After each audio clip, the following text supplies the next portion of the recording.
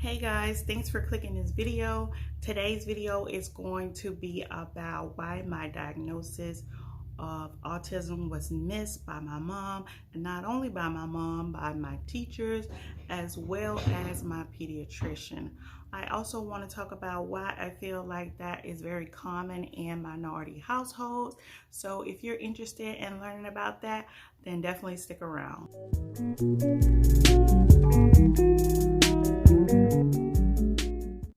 If you're new to my channel, my name is Brittany, but you can call me Bree, and I make content related to my late autism diagnosis.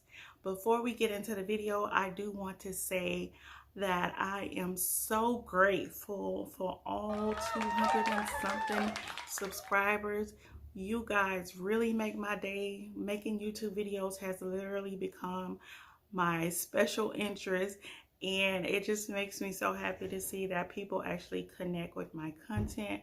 I've never really thought that I've had a pleasing personality, because I've always had that odd tag, that weird tag, and then a lot of times I do just have that flat effect, and sometimes I mask around others so that I don't seem so flat. But also I am very quirky as well, especially if I'm talking about something I'm interested in, like today. So let's get into the video. I just wanted to thank you guys for helping me reach a little over 200 subscribers, and it's only been about 4 or 5 weeks.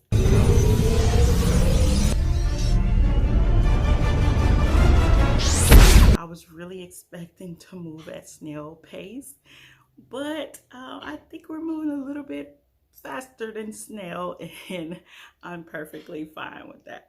So let's get into the video. So number one, why I feel like my autism diagnosis was missed by my mom. Okay, so the information that we're going to cover today, I am going to try to be careful with what I say. I don't want to step on any toes, but just know that if I say something that may come off as offensive to you, is not my intention, and I'm just speaking from my experience. So with my mom, I feel like the number one reason why she didn't see my diagnosis is, one, for lack of education. Okay, so with autism, typically in the media, it's only one version of autism that you see, and that's usually the nonverbal boy who's very, very smart. You typically see that on the media, and that's all that's portrayed, and so there's a lack of education that goes around, and so you miss that because a lot of times autism can present differently in females, and that was definitely the case in my scenario. That was definitely the case. Okay, the other thing I would say is that my mom, because of the way she was raised, I don't really think, I'm trying to say this without speaking in a poor manner about my mom, because I don't want to do that. She passed. Because of the way my mom was raised, medical things, mental things, that was off limits within my family. My grandmother, she didn't trust going to the doctors, you know, and that definitely passed on to my mom. And so I feel like because of that, you know, even if she would have had maybe a suspicion, which maybe she did because I started talking late in life, that she maybe had dismissed it. Okay. The other thing is that within our household, we didn't have a quote unquote visibly loving environment. Okay. It was supposed to be understood that we loved each other, but it was never really said. We never really hugged, showed affection.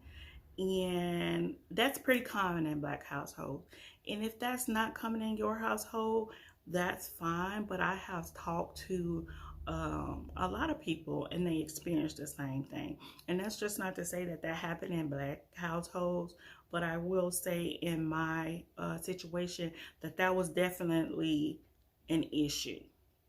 Okay, so I didn't feel comfortable expressing how I felt. So when I became verbal, um, showing emotion and letting my mother know that I was struggling, that was not something I felt comfortable doing because she didn't put us, me and my sisters, in that environment that would make us feel safe to do so. So that's another reason why I feel that she missed my diagnosis. Then fast forward to me entering school.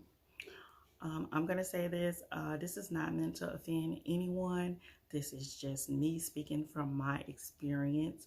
When I went to school, we lived in a urban neighborhood, or some would say ghetto.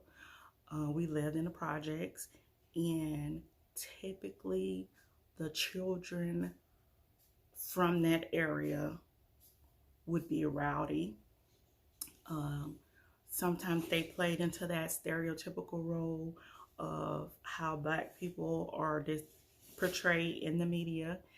And so when you get me in a classroom who's very, very withdrawn, very, very quiet, and seemingly very, very intelligent, the teacher is going to love that because they're used to dealing with the rowdy kids.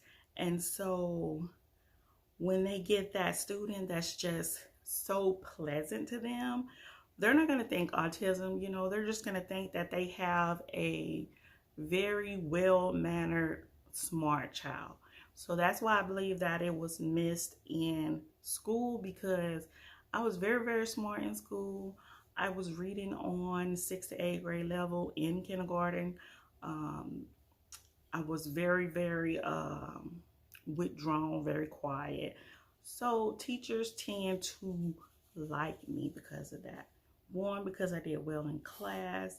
Two, because I didn't cause them any issues. So that's also why I believe that it was missed during my school years. And then as far as the pediatrician, I would say that, like I spoke about earlier, about, a lot of times Black people, they don't trust doctors. There's a long history of Black people and people of color not trusting the medical system. So whenever we went to the doctor, it was strictly because we were either sick or we had to get vaccinated. Sometimes those checkups, those well checkups would be missed. And some people did mention, to my mom, well, why don't I talk? And, she would just dismiss it and say, I knew how to talk, I just didn't talk, and that I was just her weird child, which I had that tag a lot from people, that I was weird. And I did feel weird. I felt very different, and that is one of the traits that's significant in people who are autistic. They just have a feeling of being different.